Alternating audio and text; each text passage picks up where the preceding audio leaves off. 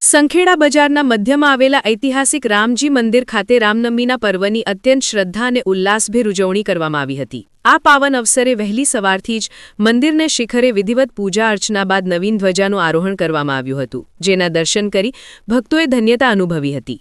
મંદિર પરિસરમાં આયોજિત વિશેષ ભજન કાર્યક્રમમાં રામ ભક્તિના કીર્તનોની રમઝટ જામી હતી, જેમાં મોટી સંખ્યામાં ભાવિક ભક્તો ઉપસ્થિત રહ્યા હતા।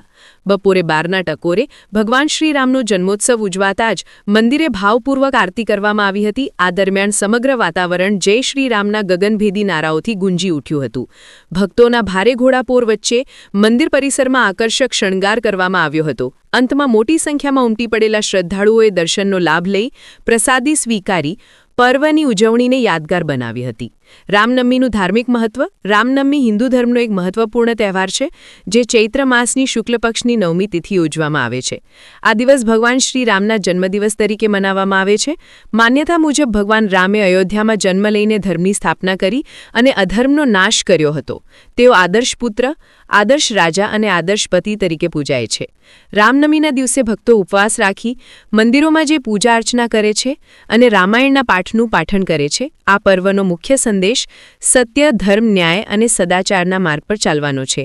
આ રીતે સંખેડામાં ઉજવાયેલો રામનવમીનો પર્વ ન માત્ર ધાર્મિક પરંતુ સામાજિક એકતા અને ભક્તિભાવનો અનોખો મેળાપ બની રહ્યો હતો। રિપોર્ટર પ્રશાંત પરમાર, સંખેડા।